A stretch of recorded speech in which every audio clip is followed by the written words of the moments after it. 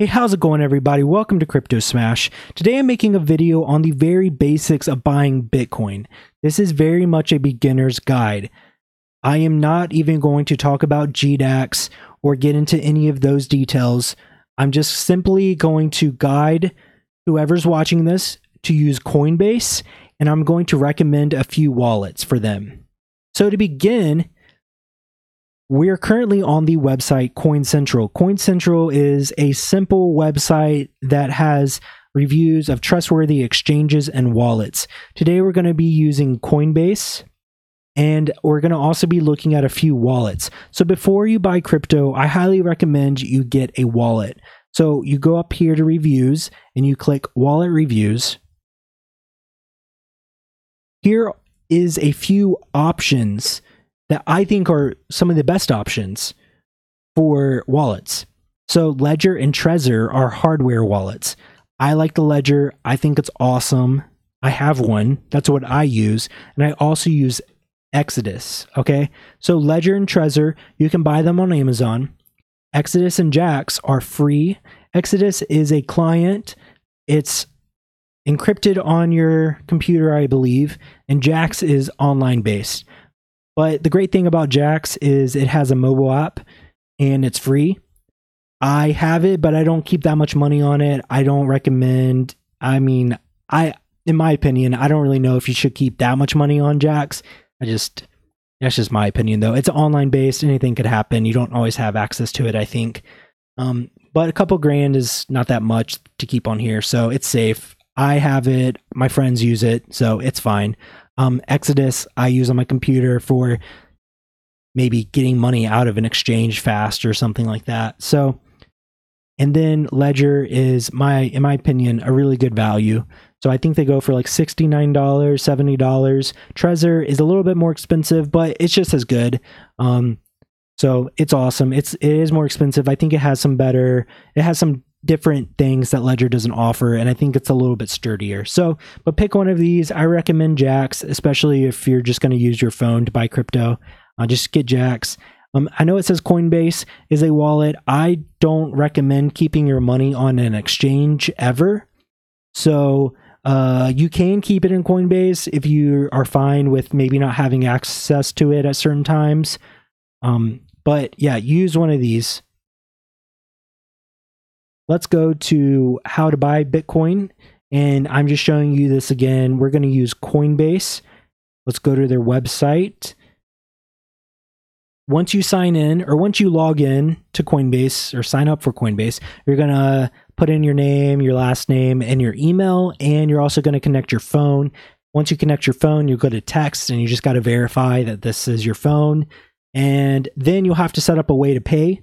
You can pick debit, bank account, or wire cash over. So over here, as you can see, this is just a chart. It just shows you how much crypto is. Up here, you can click buy and sell, and then your accounts. We'll go to buy and sell first. So you have 4 options on Coinbase. I would say most people start on Coinbase. They hear about Bitcoin, and Coinbase is easy to use. It's an app, so you can download the Coinbase app, and it's just very convenient. So let's say you want to buy Bitcoin. You can click down here. Well, first you need to set up a payment method, but you probably already did that if you're at this point, because you have to set up a payment method. So here are your options: bank account, credit, debit, wire, transfer. The bank account does have lower fees, but it takes 4 to 5 days on Coinbase. And the credit and debit is roughly 4% fees. And then you may also have a $2 fee on your debit, depending on if your debit card allows for foreign transactions. And then wire transfer, just for large sums of money. So let's say you want to buy Bitcoin, $100 worth of Bitcoin.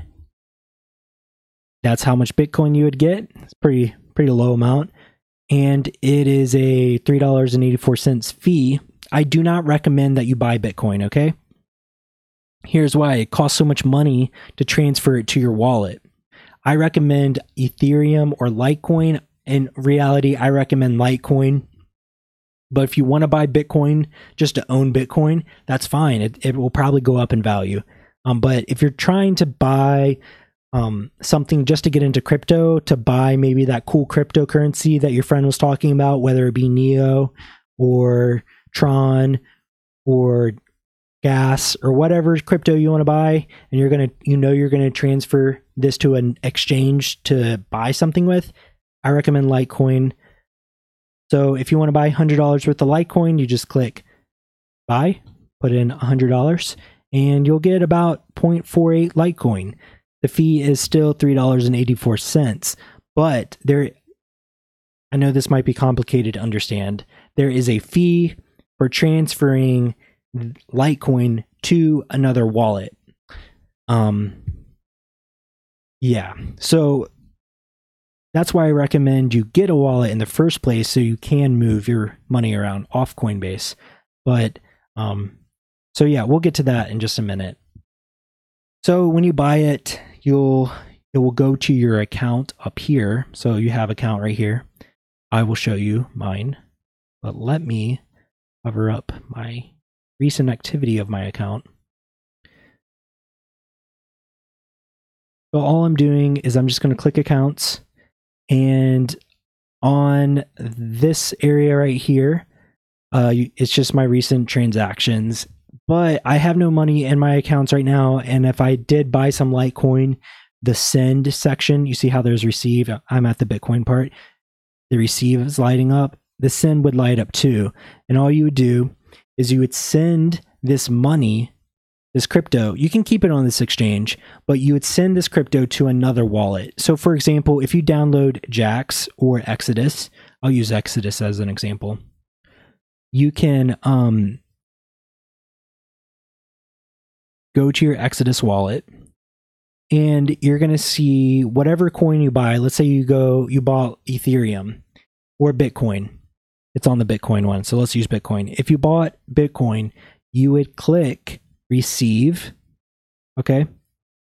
And then you would come back here and click send and copy and paste that receive code that you got from your wallet into Coinbase.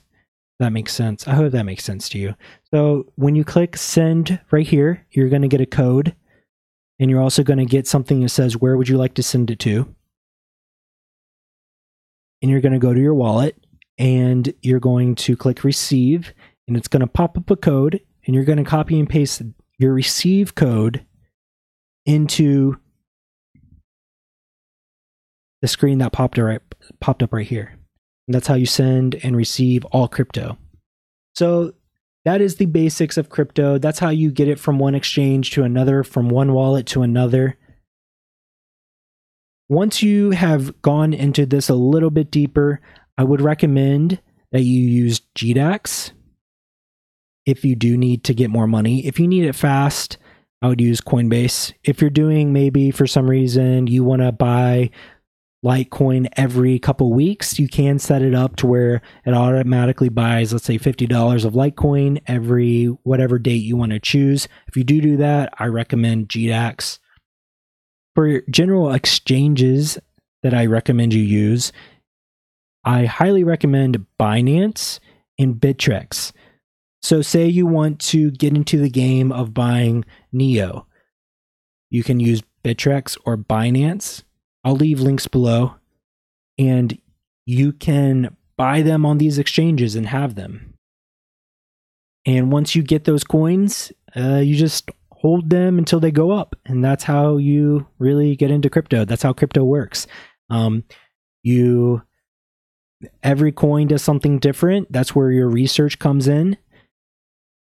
I would not recommend just holding Litecoin or something. I recommend investing it into something else. So find a coin that you have done your research on and put your money in it and watch it grow or watch it not grow. I highly recommend you watch YouTube videos or you do your own research and find out what's going on with a coin to help you grow your money. Of course, this is not really an investment if you're, moving your money and making swing trades, but it is profitable right now. And also just a quick thing that came to my mind, this is regulated. You must pay taxes on crypto. You cannot get out of it. Coinbase does track you. They do have ways to find out where your money is. Bitcoin is not anonymous. There are privacy coins, but unless you're mining them or doing something crazy, it's pretty traceable. So I would recommend you keep up to date with how much profit you're making. Watch some videos, meet with the CPA on how to do your taxes. And that's all I have to say. Thanks, guys. This is a very beginner's guide. If you have any questions, leave the comments below. I know some of the people in the Crypto Smash community would love to help you out. I would love to help you out. Hopefully I can answer your questions. Thanks, guys, for watching.